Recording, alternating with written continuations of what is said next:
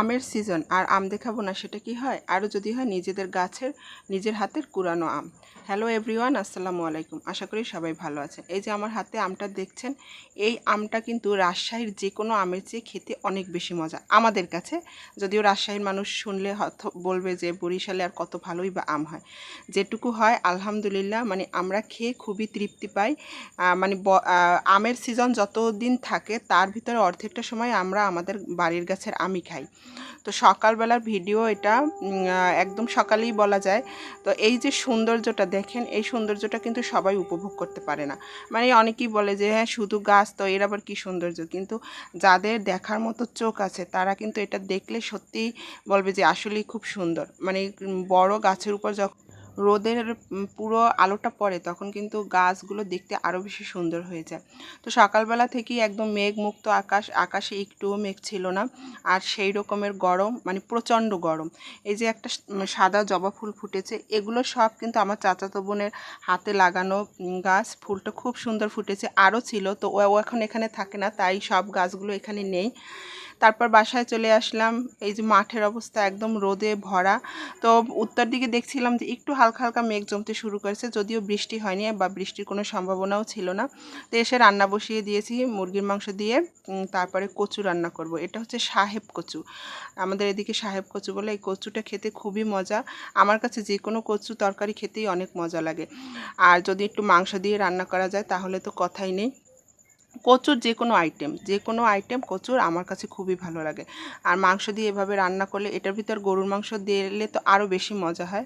তো মুরগির মাংস দিয়ে রান্না করেছে আজকে। আর আমার ছেলেও এই কচুটা খায়। তো মুরগির মাংস তো ম্যাক্সিমাম টাইম আলু দিয়েই রান্না করা হয়, তো ভাবলাম যে এটা কচু দিয়ে রান্না করি। তরকারিটা খেতে অনেক মজা হয়েছিল। তো এখন এই তরকারিটা চুলায় রেখে আমার অন্য কাজ আছে, আমি সেগুলো করব। এই তরকারিটা হতে থাক, চুলায় একদম পর্যাপ্ত জাল আছে, এটাকে ঢেকে রেখে এখন চলে যাব।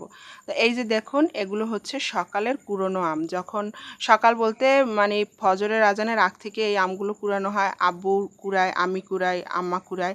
তো এই যে কিছু আছে, আরও কিছু আছে। তো এই আমগুলোকে এখন ধুয়ে তারপরে আমাদের আত্মীয় স্বজনদের বাসায় তারপরে দেব। এগুলো কিন্তু একদম গাছের পাকা আম, পেকে তারপরে পড়েছে। আর এই আমটা কিন্তু অনেক বেশি মিষ্টি। এই গাছটার বয়স নাকি আমার বয়সের থেকে অনেক বেশি। তো এই আমটা এখন কেটে খাবো। আর এই আমটা কিন্তু বেশি লাল হয় না, এরকমই সবুজই থাকে। আর এইগুলো অন্যান্য গাছের আম, ছোট ছোট, বেশি বড় না। তারপরেও কিন্তু এই আমগুলো খেতে অনেক মজা। তো তরকারিটা প্রায় হয়ে এসেছে, এখন ঝোলটা টানিয়ে তারপরে উঠিয়ে ফেলবো। এই যে মাংসটা হয়ে গিয়েছে, এখন মাংসটাকে বেড়ে নিলাম। খেতে কিন্তু মাংসটা অনেক মজা হয়েছিল। আর ওই যে আপনাদের আমের কথা বললাম, আরও কিছু আম আছে, এগুলো সবই কুড়ানো আম। মানে এত পরিমাণে পেকেছে, পেকে লাল হয়ে তারপর গাছ থেকে পড়ে। রাতে আম কিন্তু বেশি পড়ে। আর আগে দেখতাম যে ছোটোবেলায় আমাদের বাদুড়ে আম খেত, এখন আর বাদুড়েও খায় না, পেকে পেকে তারপরে পড়ে যায়। আর বিকেলবেলায় যে চলে আসছি আর একটা গাছের আম। এটা একটা লোক দিয়ে আমগুলো পেড়ে নিচ্ছে, কারণ হচ্ছে এটার আম সব পেকে গিয়েছে আর রাতে অনেক আম পড়ে যায়।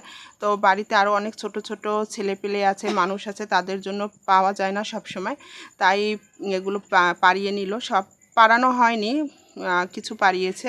মানে ছেলেটা যতটুকু পারতে পেরেছে ততগুলো পেড়ে নিয়েছে। তো সবাই আমগুলো, এই যে কিছু ডাল কেটে নিয়েছে গাছের, কারণ হচ্ছে আমের ভারে ডালগুলো একদম নুয়ে পড়েছে। তো কিছু ডাল ছাঁটাই করে দিলে গাছও ভালো হয়। তো এর ভিতরে আম আছে, তো সবাই মিলে সেই আমগুলোকে মানে সংগ্রহ করছে। একটা বড় বালতি, অর্ধেক বালতি পর্যন্ত হয়েছে। এই এক বালতি প্রায় এটাও ভরে এসেছে। এই বালতিটা কিন্তু অনেক বড়, তো বোঝা যাচ্ছে না। আর এই একটা ছোট বালতি, এটাও প্রায় ভরে এসেছে। এগুলো কিন্তু এরকম মানে ভরে যাবে। এই যে বড় বালতিটা প্রায় ভরে এসেছে। তো অনেক আম হয়েছে মাশাআল্লাহ, মানে বড় গাছ, বোঝা যায়নি, তো পাড়ার পরে বোঝা গেল। আর আমি কয়েকটা হাতে নিয়ে একটু ছবি তুললাম। এই আমগুলো দেখতে সবুজ, কিন্তু এর ভিতরটা কিন্তু পাকা আর খুবই মিষ্টি আম। তো আজকে এই পর্যন্তই। সবাই ভালো থাকবেন, সুস্থ থাকবেন।